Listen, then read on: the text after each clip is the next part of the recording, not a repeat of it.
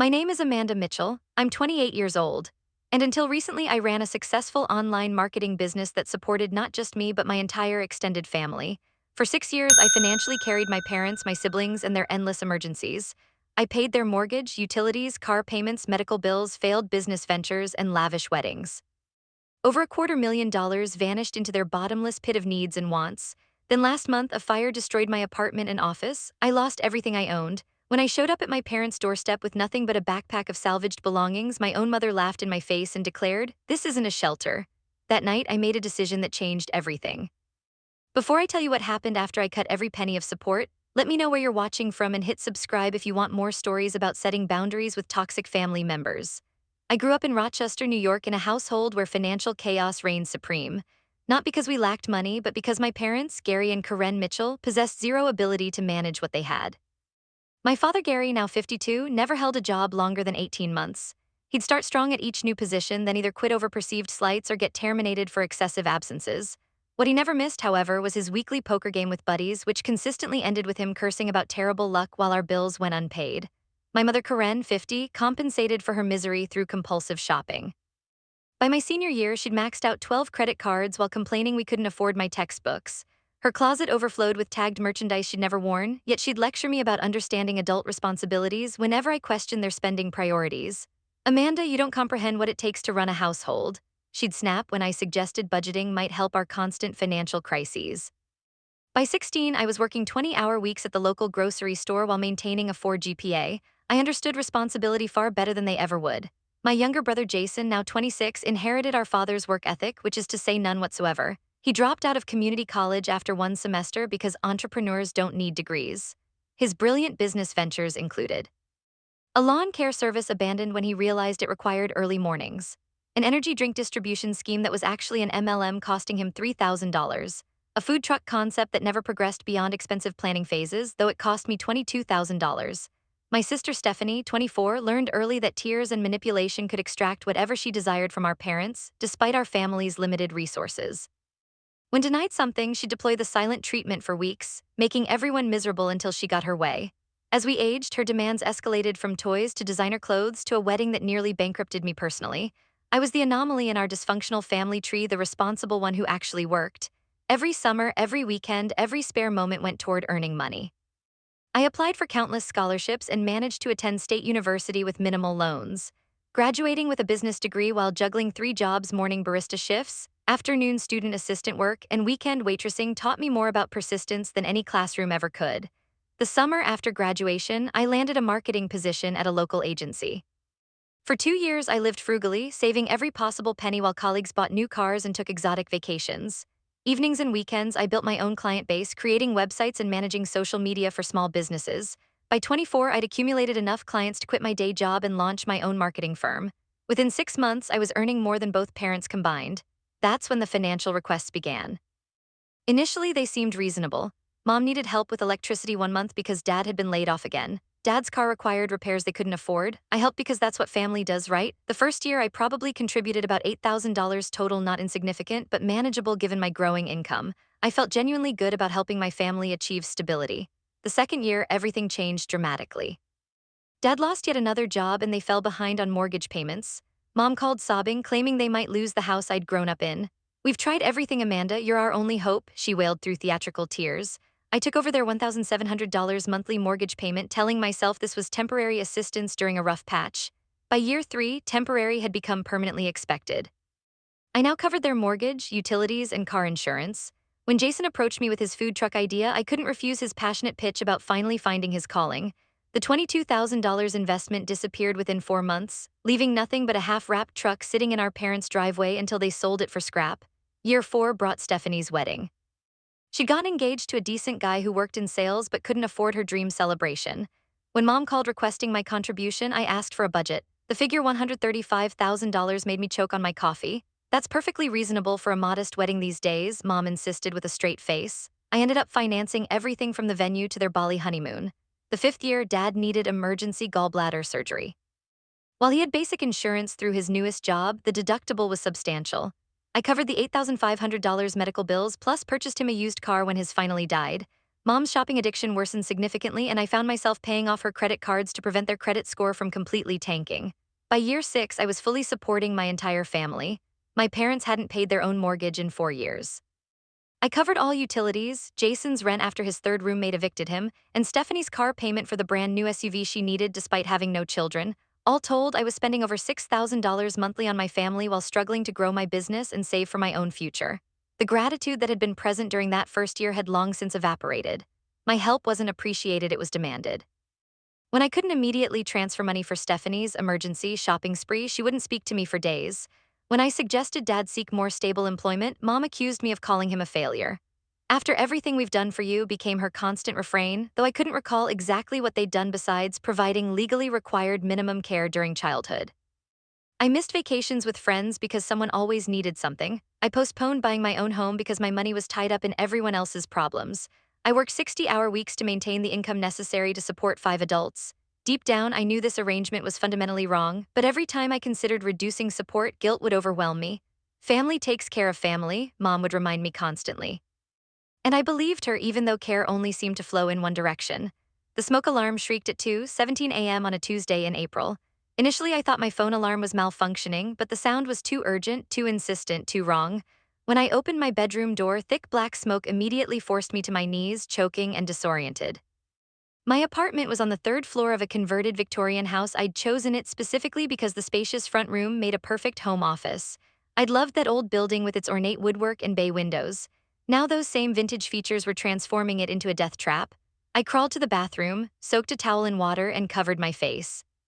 Through watering eyes, I could see orange flames flickering beneath the hallway door. The fire hadn't started in my unit. I later learned it began downstairs when my neighbor fell asleep with oil heating on the stove.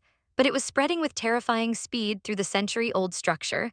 My emergency exit was the fire escape outside my bedroom window. I grabbed my laptop bag, stuffed it with my passport, birth certificate, and the external hard drive containing client files. I shoved my phone and charger in my pocket, slipped on the shoes beside my bed, and climbed out onto the metal landing. The night air was shockingly cool against my smoke-heated skin. From the fire escape, I watched in horror as flames engulfed the beautiful old building I'd called home for 3 years. Neighbors gathered on the lawn below, some crying, others filming with their phones like vultures feeding on tragedy. Fire trucks arrived with screaming sirens, but it was already clear they couldn't save the structure, only prevent the flames from spreading to neighboring buildings.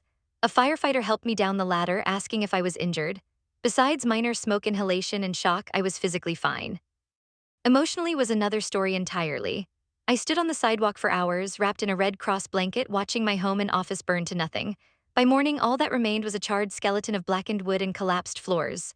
Everything inside was destroyed: my furniture, clothes, family photos, business equipment, paper files, everything I'd worked years to accumulate. The first devastating blow came when I contacted my insurance company. I had renter's insurance, but the building owner had let his policy lapse 3 months earlier. My coverage was minimal without the landlord's policy to supplement it. The claims adjuster estimated it would take weeks, possibly months, to process even the limited payment I might receive. For 3 nights, I stayed at a hotel costing $179 nightly, an expense I couldn't sustain long term. My business operated primarily from my home office, and without equipment and files, I couldn't work effectively. While most client information was backed up online, my computer, professional camera, lighting equipment, and other tools were gone. I'd always been careful with money, but supporting my family had drained my savings.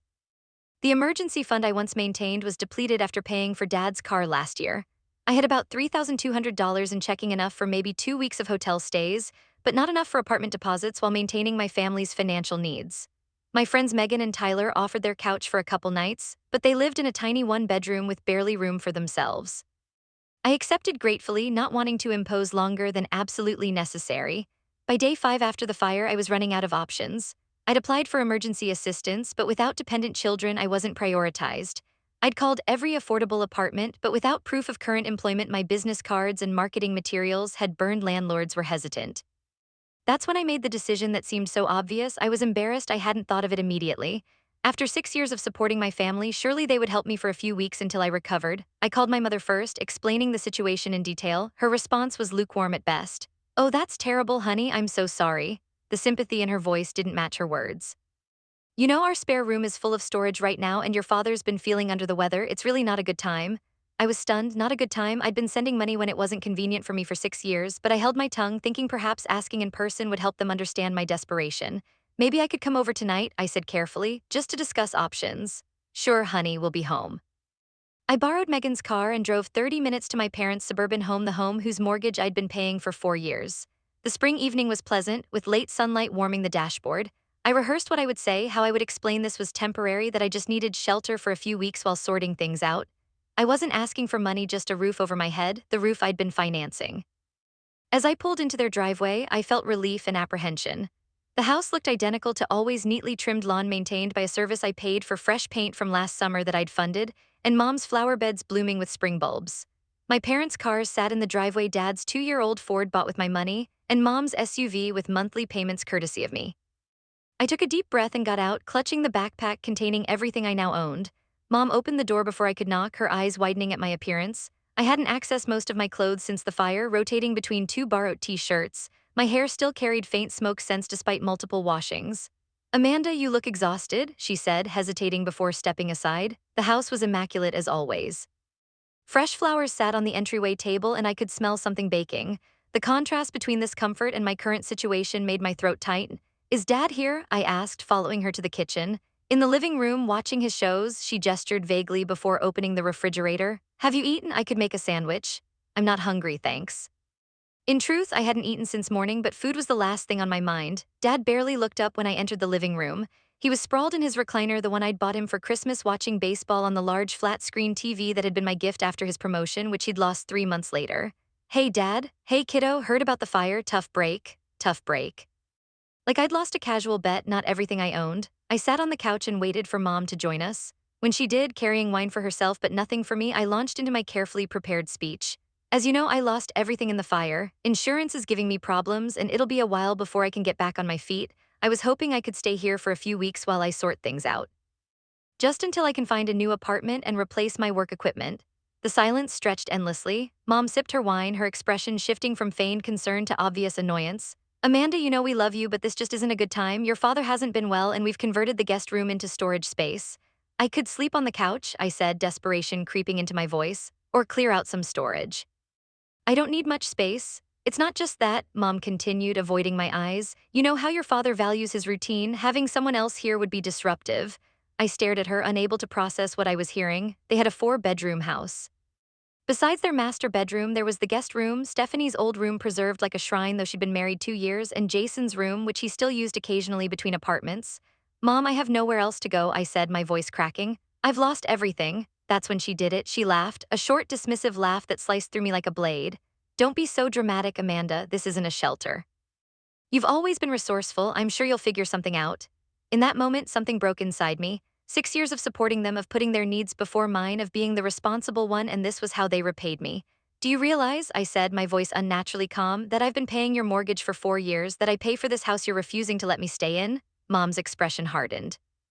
That's different. We're your parents. We raised you. I've given you over $250,000 in 6 years. That's what family does, she snapped. Don't throw it in our faces. We would have done the same for you if we could. But they could now. They absolutely could help me now, and they were choosing not to. Dad finally spoke, still not looking away from the television. Your mother said it's not a good time, Amanda. Don't make this difficult. Just then, the front door opened and Jason walked in. My brother had his own key to the house I paid for, apparently. What's going on? He asked, looking between us. Mom quickly explained that I'd dropped by after having some trouble with my apartment, conveniently omitting that it had burned to the ground. So she wants to stay here, Mom finished. But I was explaining that we just don't have space right now. Jason frowned. In my room? No way, I've got my gaming set up and I'm hosting a tournament this weekend. You don't even live here, I couldn't help but shout. I stay here all the time, he shot back. It's still my room. I stood up, shaking with rage and disbelief. I have paid for everything for this family for 6 years, everything, the mortgage on this house, the utilities, the lawn service, the car payments. Jason's rent when he got evicted, Stephanie's wedding, Dad's medical bills. I was crying now, tears streaming down my face. I lost everything in that fire, everything, and you can't even offer me a couch to sleep on. Mom stood too, her face flushed with anger or embarrassment. That's enough, Amanda. If you only helped us so you could throw it in our faces later, then maybe you should stop. Maybe I should, I whispered. As if on cue, Mom's phone rang. She glanced at it, then answered. Hi, Stephanie. Yes, she's here. A pause. Actually, I think she's just leaving. I could hear my sister's voice asking questions. Mom handed me the phone. She wants to talk to you. With trembling hands, I took the phone. Hello, Amanda. Mom texted about the fire. I'm so sorry. Stephanie's voice held more genuine sympathy than either parent had shown. For a brief moment, I felt hope. Thanks, Steph. It's been rough. I was asking mom and dad if I could stay here while I figure things out. Oh, her tone changed immediately. Well, I'd offer our place, but you know how small it is, and Ryan's mother is visiting next week. A pause. I could lend you some clothes, though, maybe send a gift card for takeout. The last thread of hope snapped.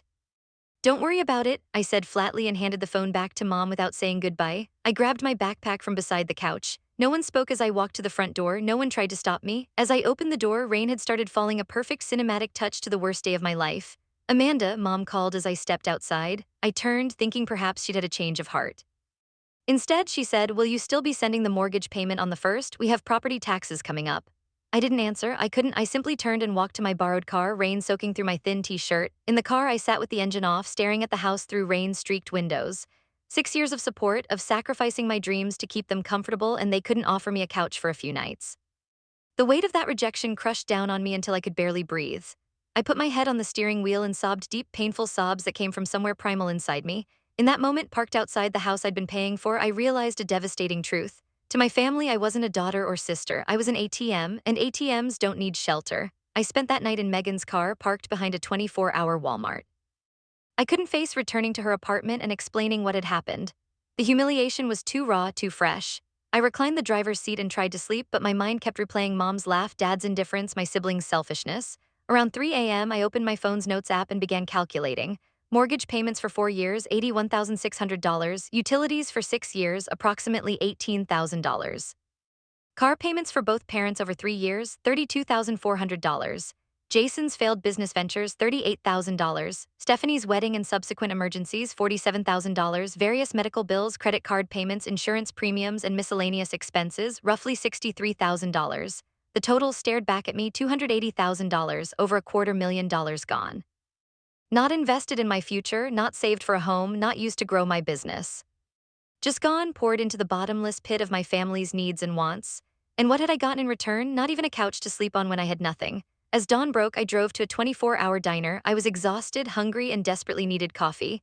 The place was nearly empty, just a few truckers and an elderly couple. I ordered coffee and pancakes from a waitress whose name tag read Rebecca. When she brought my food, she paused, studying my face. Rough night, I must have looked terrible. My apartment burned down yesterday, I lost everything. Oh honey, I'm so sorry, do you have somewhere to stay? I shook my head, tears threatening again. I asked my family, but they said no after everything I've done for them. Rebecca slid into the booth across from me. Family can be the worst sometimes. My brother did the same to me years ago. I'd been sending him money for years, then when I needed help, suddenly he was too busy. She patted my hand. But you know what? Best thing that ever happened to me, made me realize I needed to put myself first for once. After she left to help other customers, I sat with her words. This could be the best thing that ever happened to me. The moment I finally stopped enabling their dysfunction and started living for myself. I paid my bill, leaving Rebecca a tip larger than I could afford, and drove to the nearest extended stay motel. I used my nearly maxed credit card to book a room for 2 weeks. It would take most of my available credit, but it would give me a base to plan my next moves. In the small motel room, I opened my laptop and created a spreadsheet. In one column, I listed every financial connection to my family. In the next column, I listed steps to sever each connection. The plan was taking shape, but I needed to understand my legal obligations.